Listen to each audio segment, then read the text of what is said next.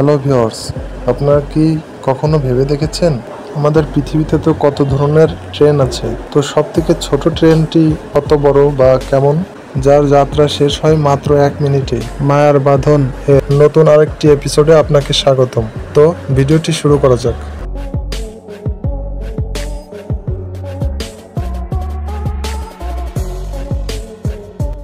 Los Angeles flight railway পৃথিবীর সবথেকে ছোট রেলপথ, যে পথে চলে মাত্র 2টি বগিওয়ালা বিশ্বের ছোট ট্রেন, যার যাত্রা শেষ হয় মাত্র 1 মিনিটে।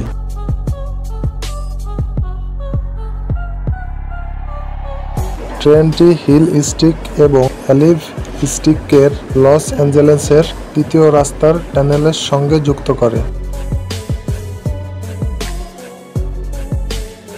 1901 সাল থেকে 1969 সাল পর্যন্ত একটানা চলছে এই ট্রেন।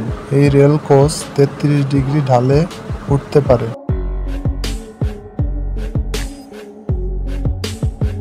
এই ট্রেনটিকে বলা হয় অ্যাঞ্জেলস ফ্লাইট।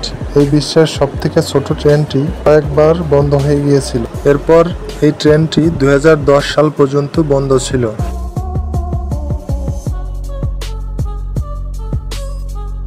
2013 সালে একটি কোচ লাইনচ্যুত হয়। এরপর আবার 2017 সাল পর্যন্ত ট্রেনটি বন্ধ রাখা হয়।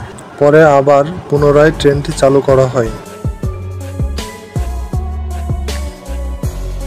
এখন শহরটিতে আসা পর্যটকদের জন্য ট্রেনটি চালানো হয়।